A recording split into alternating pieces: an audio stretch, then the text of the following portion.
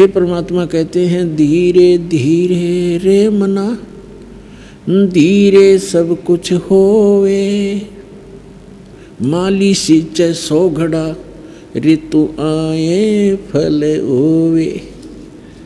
अभी तक जितो भी साधना पृथ्वी पर कोई कर रहा है, किस ब्रह्मांड में कर रहा है, उसकी भक्ति शास्त्र अनुकूल नहीं है। पूर्व जन्म के शुभ संस्कारों से उसे कोई लाभ भी हो रहा है तो उसकी पिछली बैटरी चार्ज थी, उसी से लाभ हो रहा है। भविष्य का भक्ति क्रम उसको नहीं प्राप्त हो रहा। तो अब आपने ये यथार्थ भक्ति मार्ग का पौधा बीजा है आम का, और पहले हमने बबूल बो रखी थी, तो अब आम का पौधा बीजा है। तो पौधा बीजने के बाद उसकी सिंचाई करते हैं, उसकी सुरक्षा करते हैं और उसमें उसको समय देते हैं। धीरे मालूम होता है कि ये आम का पौधा है, बड़ा होगा, पेड़ बनेगा, और पेड़ बनने के बाद फिर देखना फल कैसे लदपद को हो जाएंगे। तो इसी प्रकार ये सत्य नाम रूपी आम का जो पेड़ आपने बोया है पौधा, इसको पेड़ बनने दो, जल्दी ना करना, फिर देखना।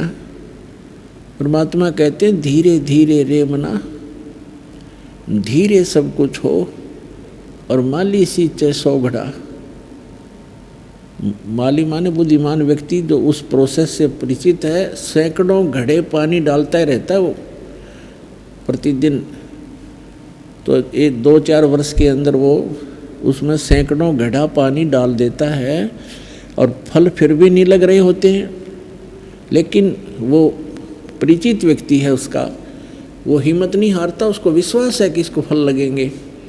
तो ठीक इसी प्रकार परमात्मा कहते धीरे धीरे रे मना, धीरे सब कुछ हो, माली सींचे सौ घड़ा, ऋतु आए फल हो। तो इस प्रकार पुण्यात्मा इस भक्ति मार्ग के अंदर सबसे पहले ज्ञान पूरा हो। परमात्मा कहते हैं कि ज्ञान संपूर्ण हुआ नहीं, अर्धा नहीं छिदाए, और देखा देखी भक्ति का रंग नहीं ठहरा है। जब तक ज्ञान पूरा नहीं होगा, और आप केवल इसीलिए यहाँ आ जाते हो कि देखिए फलाने भक्त को इतना लाभ मिल गया है, और आपको भी मिल गया लाभ आते ही, 1 मिल गया, 2 मिल गए, 3 मिल गए, और चौथा ना मिला आपको लाभ, जो देना आवश्यक नहीं होगा भगवान को, भगवान के लिए। तो वो जिसको ज्ञान संपूर्ण नहीं है, तो उस चौथी बार लाभ ना होने से ही वो विमुख हो जाएगा, और तो कहीं मिलना ही नहीं, फिर यहाँ से और ख़त्म हो जाता है वो व्यक्ति। तो इसके लिए परमात्मा कहते हैं ज्ञान संपूर्ण हुआ नहीं, अर्धा नहीं छिदाए।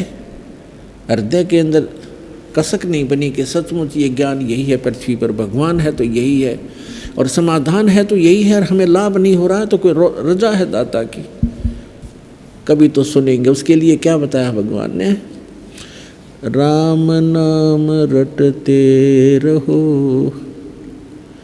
राम नाम रटते रहो, जब तक घट में प्राण, कभू तो दीन दयाल के हे भनक पड़ेगी कानू। उसके लिए तरीका बताया है कि जो भक्ति दे रखे इसको करते ही रहना, और कभी तो दीन दयाल के कानों में भनक पड़ेगी, कभी सुनेगा गरीबों की, अवश्य सुनते। तो इस दृष्टिकोण से इस मार्ग को सफल बनाना है। और वैसे परमात्मा से कोई चीज़ छुपी नहीं है, उनको सब मालूम है मेरे बच्चों को किस वस्तु की आवश्यकता है और कौन सी कब देना है और ना देना है। तो हमने केवल एक हठ नहीं बनाना होता कि हमें ये काम हुआ तो ठीक है, नहीं तो भगवान नहीं है। परमात्मा जैसे डॉक्टर के ऑपरेशन थिएटर में आने के बाद मरीज की नहीं चलती, और वहाँ यदि मरीज अपनी चलाता है, डॉक्टर के ट्रीटमेंट में डिस्टर्बेंस करता है, तो सफलता नहीं पाता।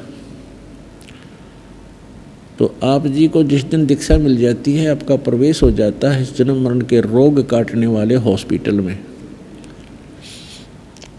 और फिर काम परमात्मा का है, वो कैसे आपको कौन से लाभ दे, कौन से छोटे मोटे कष्ट भी देने होते हैं। जैसे इंजेक्शन लगाता है डॉक्टर तो भी कष्ट होता है, तो कष्ट नहीं होता, वो ट्रीटमेंट का एक हिस्सा है। ठीक इसी प्रकार छोटे मोटे अगर फिर भी कष्ट आते हैं तो परमात्मा के ट्रीटमेंट के एक हिस्से ही समझना उनको।